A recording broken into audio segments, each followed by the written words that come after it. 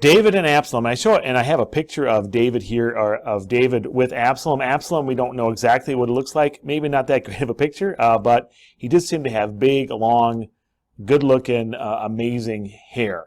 So that shows up later on in the story. And Absalom was somebody that was handsome. People liked him. He was popular.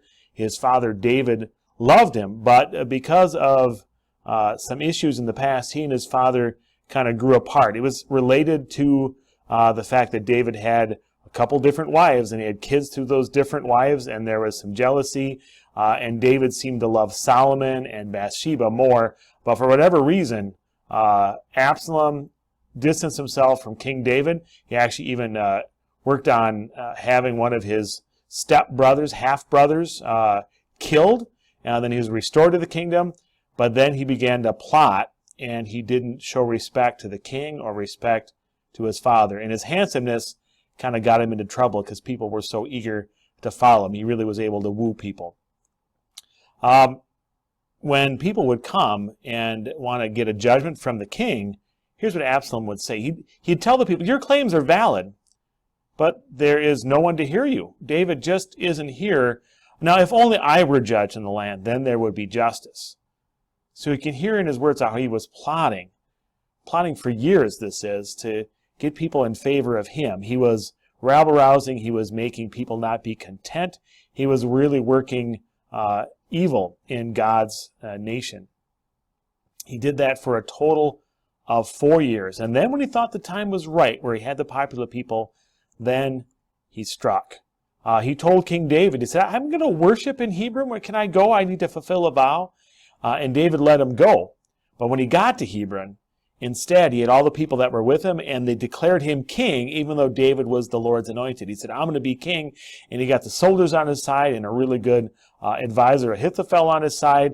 And now David had to decide what to do.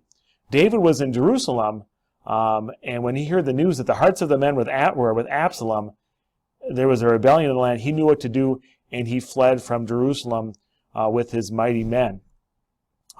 With his soldiers, they said, "Hey, we're gonna go attack the city of Jerusalem. We're gonna get it back." But in the process, the Lord delivered Absalom into the hands. He was just riding along with his donkey, and all by himself, and a weird thing happened. His hair actually got stuck in the tree, and the donkey kept on riding. So Absalom was just standing there helpless, all by himself. And that time, one of David's commanders happened to go by, and at first, one of the soldiers considered mercy, but in the end, the commander killed Absalom. He took his life right then and there to stop the rebellion. But David wasn't happy with that. That was his son.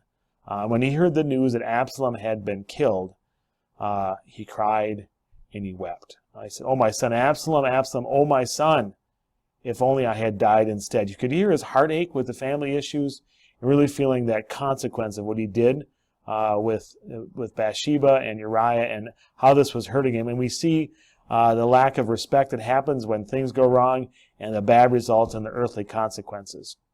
What we see in the story is a lot of struggles and evils, but we need to look to God for deliverance and relief, and a way to not have these consequences hit us. And that's the whole point of the lesson.